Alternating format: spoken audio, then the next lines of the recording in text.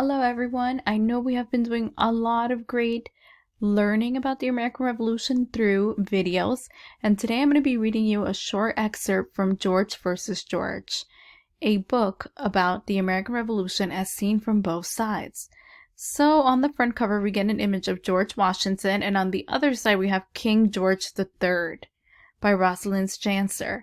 So this book really helps to explain the American Revolution through the eyes of George Washington, but also through King George III. So today we're going to read an excerpt. We're going to be reading how government worked in America. The 13 American colonies were not yet united into a single country. Each separate colony was under the Crown's control, and each had its own governor and a governing body that made laws and imposed taxes. Impose, I wonder what that word means. They made laws and imposed taxes. So maybe they ordered the taxes to be paid. Some people who served in the government were elected by colonists. For example, George Washington was an elected member of the Virginia House of Burgesses, the lower house.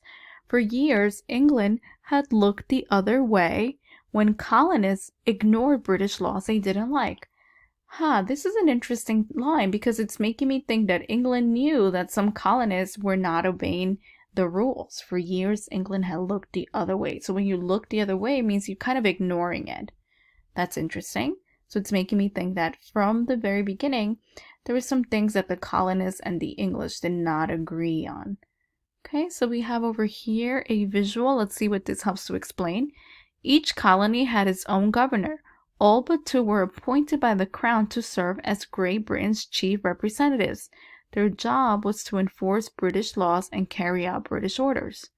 Oh, so this part's connecting right back to the part we read earlier, right up here. Right here, the governing body made laws and imposed taxes. And I see now, here they are. There's 13 of them, 13 governing bodies. Made laws for each colony, and they sent them to England for approval. Like the British Parliament, most governing bodies had two houses. Okay, so I see here. Let's see what it says here. In most colonies, the king or his representatives picked the members of the upper house. Voters were white male colonial landowners 21 years old or older. All members were white male colonists, and most were wealthy. Their job was to carry out British laws and levy taxes to pay for public expenses in each colony.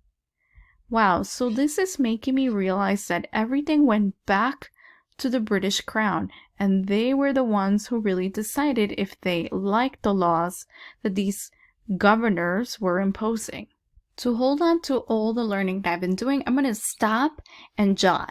So I'm going to start with, I just learned that the colonists elected governors to represent their colony.